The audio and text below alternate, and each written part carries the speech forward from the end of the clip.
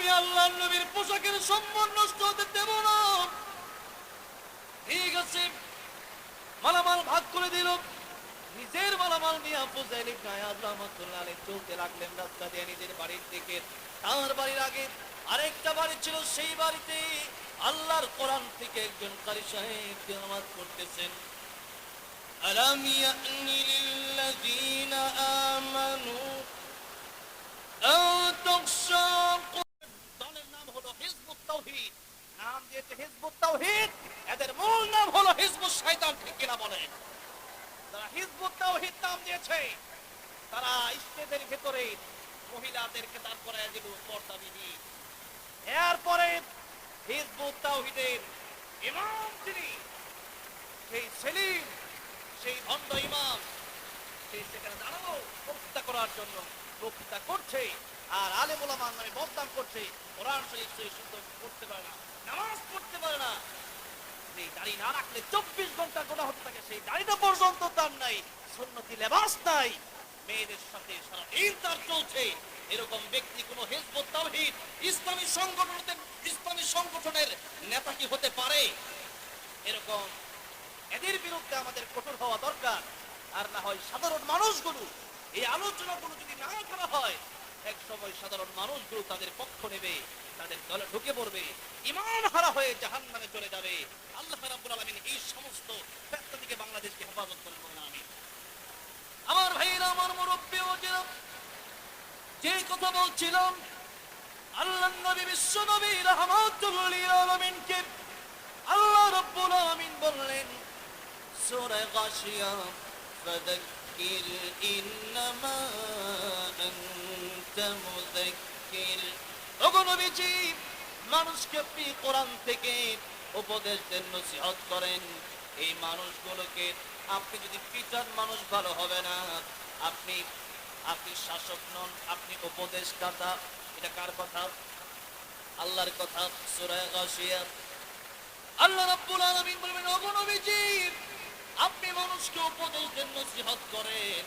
কারণ এই দুনিয়ার মানুষগুলোকে, পশুরূপী মানুষগুলোকে, একটা মানুষকে ফেরেশতার চেয়েও দামি বানাবার জন্য আল্লাহর কোরআনের উপদেশের বাইরে কিছুই হতে পারে না। কারণ আজকে দুনিয়াতে তাকালেও দেখবেন অনেক মানুষকে জেলখানায় নিয়ে যাওয়া হয়, কারাগারে রাখা হয়, এরপরে সুর ভালো হয় না। বরং এমন অসংখ্য দৃষ্টান্ত আমরা দেখেছি যে সুরকে জেলে নিয়ে যাওয়ার পরে সুর ডাকাত হয়ে বের হয়েছে। এরকম ঘটনা বাংলাদেশে আছে না নাই? এরকম ঘটনা নাই? কিন্তু বাংলাদেশে এরকম ঘটনা আছে। আজ থেকে প্রায় 10-12 বছর আগে আমি এক চিল্লা দেওয়ার জন্য এক আমিরের সাথে টঙ্গীর ইজতেমার ময়দান থেকে গিয়েছিলাম সাতক্ষীরা দাওয়াতে তাবলীগের কাজ করার জন্য। দাওয়াতে তাবলীগ নিয়ে আজকে বাংলাদেশে ঝামেলা চলতেছে।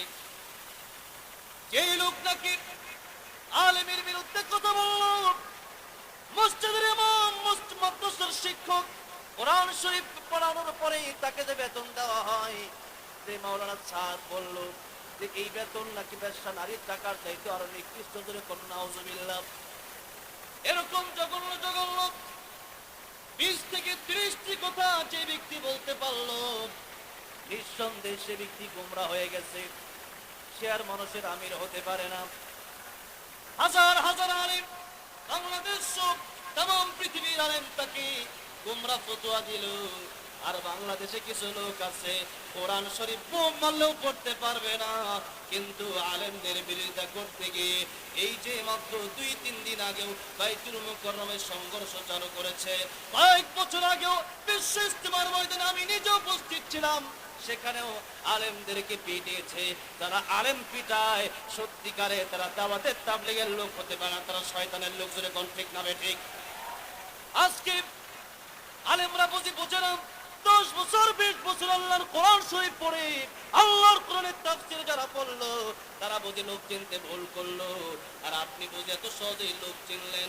আপনাদেরকে আমি জিজ্ঞেস করতে চাই, যদি আপনি 400-500 বছর বেঁচে থাকেন, আর 400-500 বছর যদি আপনি দাওয়াতের তাবলীগে গিয়ে কাটায়া দেন, একজন আলেমের সমতুল্য কি আপনি হতে পারবেন নাকি? আলেমের সম্মান আমার আল্লাহ দিয়েছেন, ইন্নামা ইয়াখশাল্লাহা মিন ইবাদিহিল উলামা। বলেছেন আলেমরা আল্লাহকে সবচাইতে বেশি ভয় করে, আলেমদের সম্মান নবীদের পরে আল্লাহর কাছে সবচাইতে বেশি। ওই আলেমের বিরুদ্ধে অবস্থান যারা নেবে বাংলার জমিনে তাদের জায়গা হবে না, ঠিক কিনা মুসলমান? আজকে যারা সাদ সাহেবের পক্ষ নিয়ে আলেমদের উপর হামলা বারবার করছেন, ডক্টর ইউনূস সাহেব সহ বাংলাদেশ বর্তমান সরকারকে আমি বলবো তাদেরকে দ্রুত প্রতিহত করেন, নাইলে তারা কিন্তু ঘরের ভিতরেও থাকতে পারবে না, ওই হাসিনার সাথে দিল্লি পালাতে হবে, ঠিক কিনা বলেন?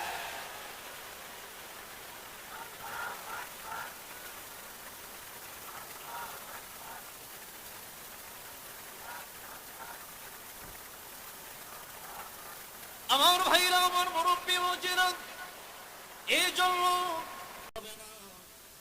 আল্লাহর সিদ্ধান্তই বড় সিদ্ধান্ত, আলেম যে সিদ্ধান্ত নিবে ওটাই বড় সিদ্ধান্ত। আপনি যদি আজকে বলেন হুজুর ফজরের নামাজ, ফজরের ফরজ নামাজ 2 রাকাত, আজকে আমি 2 রাকাত না পড়ে 1 রাকাত বেশি পড়ি, আপনাদেরকে জিজ্ঞাসা করতে চাই ফজরের নামাজটা কি হবে? জোহরের নামাজ ফরজ নামাজ 4 রাকাত, আমি 4 রাকাত পড়বো না, আজকে 5 রাকাত পড়বো, আপনাদেরকে জিজ্ঞাসা করতে চাই নামাজটা কি হবে নাকি? মাগরিবেরটা 3 রাকাত 4 রাকাত পড়লে হবে? আল্লাহ যে গন্ডি দিয়েছেন ওই গন্ডির ভিতরে থাকতে হবে। আল্লাহ বলেছেন 2 রাকাত 2 রাকাতই পড়তে হবে, আল্লাহ বলেছেন 3 রাকাত 3 রাকাতই পড়তে হবে, আল্লাহ বলেছেন 4 রাকাত 4 রাকাতই পড়তে হবে। এবার আসুন, যেই কথা বলতেছিলাম, আমি দাওয়াতের তাবলীগ গেলাম, সেই সাতক্ষীরাতে এক চিল্লা দিতে গেলাম। আমি কয়েকদিন পর জিজ্ঞাসা করলাম আমিরের পরিচয় কি, আমিরের বাড়ি কোথায়? বলল টঙ্গী একটা এলাকায় আমিরের বাড়ি, সে আমতলী, টঙ্গী আমতলীতে, ঢাকার ওইদিকে। আমিরের পরিচয় জিজ্ঞাসা করতে আমাকে একজন বলল, এই আমিরের ব্যাপারে আপনি কি জানেন, আপনি কি চিনেন? আমি বললাম না, আমি তো চিনি না। বললো এই আমির আগে ডাকাতের লিডার ছিল, এখন এই আলেম তাবলীগে গিয়া আল্লাহর ওলি হয়ে গেছে, জোরে কোন সুবহানাল্লাহ। ফুজাইল ইবনে আয়াজ রাহমাতুল্লাহ আলাইহি কবি রজনীতে গেলেন ডাকাতি করার জন্য। চিন্তা করলেন ডাকাতি তো আর আমি করি না, ফুজাইল ইবনে আয়াজ রাহমাতুল্লাহ আলাইহি, আমি বলতেছি তার মানে আল্লাহর ওলি ছিলেন তিনি। তিনি প্রাথমিকভাবে ডাকাতের লিডার ছিল, কি ছিল? ডাকাতের লিডার ছিলেন ফুজাইল ইবনে আয়াজ রাহমাতুল্লাহ আলাইহি। তার দলের লোকজনকে বলল, দলের লোকেরা সবাই যাও ডাকাতি করো, আজকে আমি আর ডাকাতি করবো না, আজকে আমি জংলায় কোন এক জায়গায় বসি। বসে রইল। হঠাৎ করে চিন্তা আসলো ডাকাতি যদিও করি, এই টাইমটা, এই গভীর রজনীতে এমনি এমনি বসে না থেকে আল্লাহর জিকির করে একটু নামাজ পড়ে নেই। আগে ডাকাতে ভালো ছিল, এখন ডাকাতে ভালো না। ডাকাত চিন্তা করতেছে বসে থেকে লাভ কি, নামাজ পড়ি, কোন সুবহানাল্লাহ। সবাই কিছু ডাকাতি করার জন্য ফুজাইল ইবনে আয়াজ রাহমাতুল্লাহ আলাইহি নামাজে দাঁড়ায় গেলেন। নামাজে দাঁড়ায় যাওয়ার পর আরেক আল্লাহর বান্দা রাস্তা দিয়ে যায়।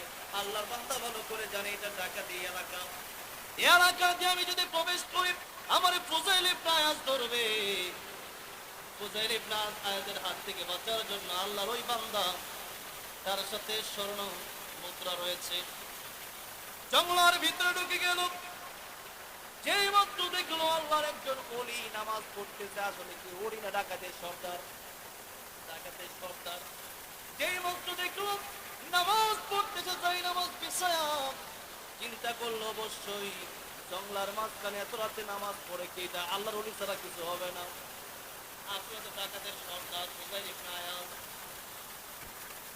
ঢুকে গেল জঙ্গলার ভিতরে। ডাক দিয়ে বললো আল্লাহর ওলি, আজকের রাতটা আমি আপনার সাথে কাটাতে চাই, এই রাস্তা দিয়ে গেলে আমার ডাকাত ধরবে। ফুজাইল ইবনে আয়াজ বললেন ঠিক আছে আমার সাথে কাটাও। হুজুর আমার কাছে কিছু সোনা মুদ্রা আছে, আপনার যাই নামাজের নিচে রেখে দিয়ে। বলো ঠিক আছে রেখে দাও। রেখে দেওয়া হলো। গভীর রজনীতে ফজরের আগ মুহূর্তে তাহাজ্জুদের সময় যখন হয়ে গেল,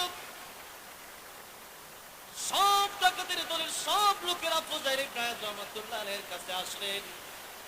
মালগুলো একে একে জমা করতেছে, টাকা পয়সা সোনা দানা, এক একটা মাল যখন জমা দিচ্ছে আল্লাহর বান্দা বুঝতে আর বাকি রইল না, এটাই হয়তো ফুজাইল ইবনে আয়াজ হবে, ডাকাতের সর্দার হবে। আর তা না হলে দলের সমস্ত লোকেরা তার কাছে টাকা পয়সা জমা দেয়, সোনার জমা দেয়। কারণটা কি? আজকে বুঝি নিজ ইচ্ছায় মুরগিটা শিয়ালের কাছে বাকি দিয়ে দিলাম। মাথায় চিন্তা ঢুকে বলল, কি করব? এমনি চলে যাব নাকি আমার মাল সামান নিয়ে যাব? যে স্বর্ণ মুদ্রা বাঁচানোর জন্য এই জঙ্গলের ভিতরে রাতটা কাটিয়ে দিলাম, এখন এই স্বর্ণ মুদ্রার মায়া তো আছে, সম্পদের মায়া মানুষের আছে না নাই বলেন তো? আছে। চলে যাবে। লোকটা চলে যাওয়ার পূর্ব মুহূর্তে ফুজাইল ইবনে আয়াজ রাহমাতুল্লাহ আলাইহি বলেন, ফুজাইল ইবনে আয়াজ রাহমাতুল্লাহ আলাইহি ডাক দিয়ে বলেন, হুজুর সবই আমি দেখলাম, সবই আমি শুনলাম। আপনি তো নামাজে দাঁড়িয়েছিলেন, আপনাকে আল্লাহর ওলি মনে করে আপনার কাছে এসেছিলাম, স্বর্ণ মুদ্রাগুলো দিয়েছিলাম। এখন তো সবই বুঝতে পেরেছি হুজুর, আমার স্বর্ণ মুদ্রাগুলা কি দিয়ে দেওয়া যায় না? ফুজাইল ইবনে আয়াজ রাহমাতুল্লাহ আলাইহি বললেন, তোমার স্বর্ণ মুদ্রাগুলি তুমি এখান থেকে নিরাপত্তার সাথে নিয়ে যাও। জোরে কোন সুবহানাল্লাহ।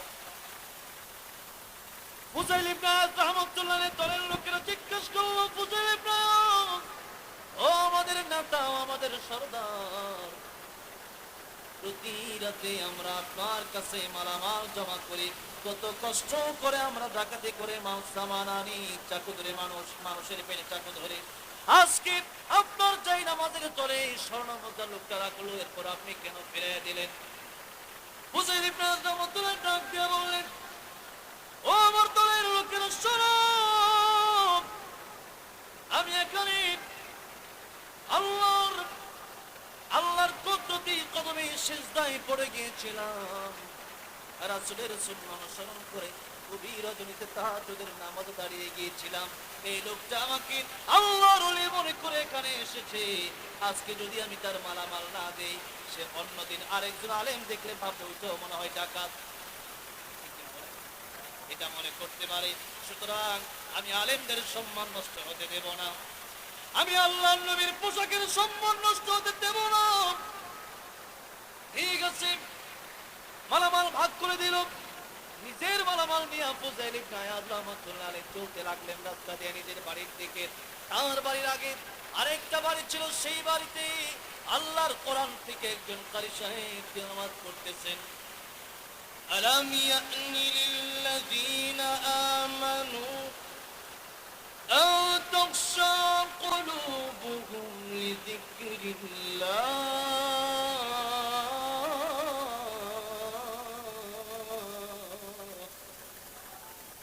এখনো কি সময় হয় নাই?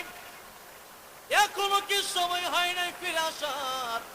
আর কত চুরি করবেন, আর কত ডাকাতি করবেন, আর কত মদ গাঁজা খাবেন, আর কত রাহাজানি করবেন, আর কত জিনা করবেন, আর কত ব্যভিচার করবেন, আর কত মানুষের হক মেরে খাবেন? মূর্তি কি হবে না? আল্লাহর কোরআনের এই আয়াত যখন তার কানে বেজে উঠল, ফুজাইল ইবনে আয়াজ রাহমাতুল্লাহ আলাইহি আল্লাহর কোরআনের তেলাওয়াত শোনার সাথে সাথে চলে গেল কারি সাহেবের বাড়িতে। কারি সাহেবের বাড়িতে গিয়ে দরজার ভিতরে নক করলেন। কারি সাহেব ওঠেন, দরজা খুলেন, আমি ফুজাইল ইবনে আয়াজ আপনার বাড়িতে এসেছি। কারি সাহেব ভয় পেয়ে গেলেন, এটা তো ডাকাতের সর্দার, আমার বাড়িতে কেন আসবে? মনে হয় আজকে ডাকাতি করার জন্য আমার বাড়িতে চলে আসছে। আমি কারি সাহেব, আমি হাফেজ সাহেব, কিন্তু আমি বড় গরিব মানুষ, তারে আমি দেব কি? ফুজাইল ইবনে আয়াজ রাহমাতুল্লাহ আলাইহি বলেন, কারি সাহেব দরজা খুলেন। কারি সাহেব দরজা খুলে দিলেন, দেখলেন ফুজাইল ইবনে আয়াজ রাহমাতুল্লাহ আলাইহি লাল লাল চক্ষু নিয়ে তার বাড়ির সামনে হাজির হয়ে গেছে। ও ডাকাতের সর্দার ফুজাইল ইবনে আয়াজ রাহমাতুল্লাহ আলাইহি, আপনি কেন আজকে আমার বাড়ির সামনে আছেন? আমি গরিব মানুষ, আমি হাফেজ আলেম মানুষ। ফুজাইল ইবনে আয়াজ রাহমাতুল্লাহ আলাইহি বললেন, ও কারি সাহেব, আপনি যে আয়াতটা একটু আগে তেলাওয়াত করেছেন, ওই আয়াতটা কি আপনি আবার আমারে শোনাবেন? কারি সাহেব ভয় পাচ্ছেন যে আমি যদি কোরআন তেলাওয়াত শুরু করে দেই আর আমার যদি চাকু দিয়া ফার মারে, আমি কেমনে শোনাই? ফুজাইল ইবনে আয়াজ রাহমাতুল্লাহ আলাইহি বললেন, কারি সাহেব ভয় পাওয়ার কোনো কারণ নাই, আপনার কোরআন তেলাওয়াতের প্রেমে পড়ে গেছি, আপনার কোরআন তেলাওয়াত আমি আরেকটা বার শুনতে চাই। চিৎকার দিয়ে বলা যাবে না সুবহানাল্লাহ। কারি সাহেব তেলাওয়াত করলেন, আবার শুরু করে দিলেন, আলাম ইয়ানি লিল্লাযীনা আমানু تخشع قلوبهم لذكر الله